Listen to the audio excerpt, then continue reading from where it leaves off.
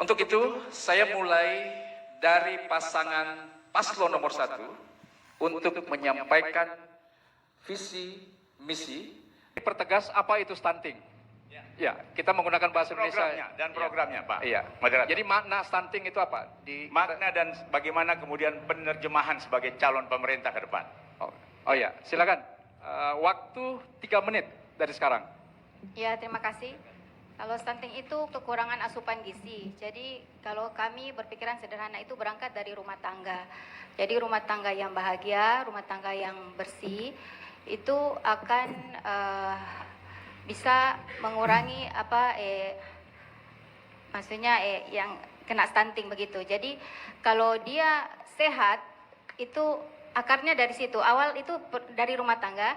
Jadi insya Allah kalau rumah tangganya bahagia itu stunting itu bisa ditekan. Jadi menurut kami itu yang terus untuk tadi pertanyaan kedua itu apa untuk ini ya, kota kebersihan. Kalau kebersihan itu bagus memang itu piana sampah Allah, tapi kalau piana sampah Allah itu terlalu melibatkan orang. Harusnya orang itu yang dikasih pengertian supaya jangan dia ambil sampah, tapi bagaimana orang itu dikasih pengertian supaya tidak ada sampah. Itu yang menurut saya. Jadi tidak piana sampah Allah bagus, tetapi bukan lihat sampah ambil, tetapi orang yang dikasih pengertian pemahaman supaya ini kota bersih, manusianya dulu yang diajar, bukan disuruh-suruh pungut sampah. Mungkin dari saya cukup begitu. Masih ada waktu, silakan. Ya, salah satu langkah yang akan kami lakukan ketika kita berbicara tentang stunting, bahwa faktor yang mempengaruhi stunting itu ada dua, ada faktor lingkungan dan ada faktor genetik. Faktor lingkungan itu banyak cara. Biasanya ada seorang ibu, sebuah tradisi di masyarakat memberikan asupan gizi kepada anaknya. Itu kan 1000 hari kelahiran. Mulai dari kandungan itu harus sudah diberikan asupan gizi. Termasuk setelah selesai melahirkan.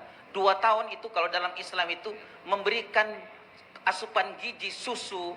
Susu apa namanya itu kalau ibu? Susu asli ya, itu selama 2 tahun.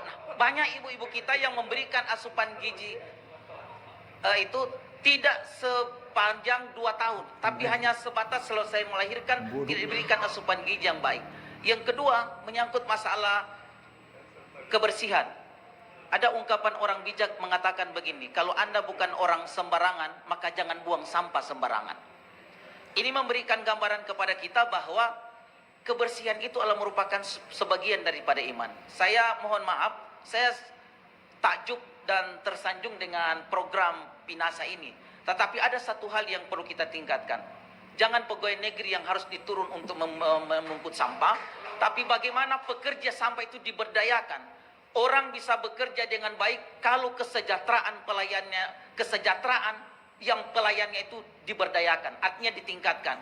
Saya yakin dan percaya kalau ini semua dilakukan dengan baik dan para petugas sampah itu dilakukan dengan Cukup, Paslon 3 silakan berikan tanggapan. Baik. 1 menit. Terima kasih moderator. Jadi terima kasih sudah memuji program kami. ya, memang saya puji Pak, Ya. kan Bapak saya punya Terima kasih.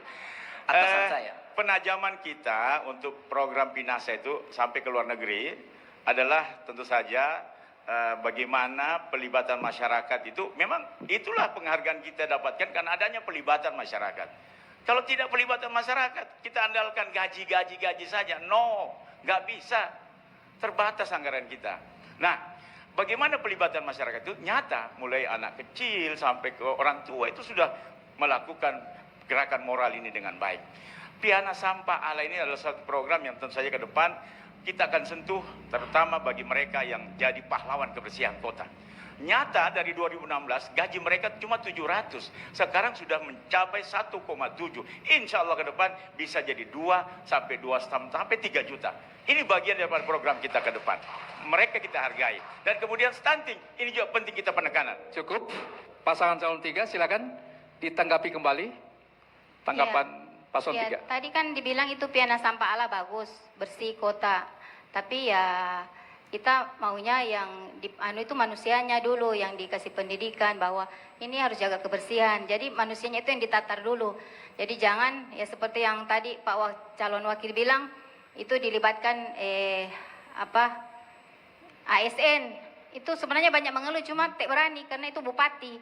Padahal dorang mengeluh. Dorang bilang dorang tempat bukan masuk-masuk got. Itu ada petugas kebersihan. Jadi sebenarnya dorang gondok juga, tapi dorang tak berani karena bupati yang perintahkan. Mungkin begitu. Terima kasih. Masih ada waktu, Pak Wakil? Cukup. Masih ada waktu?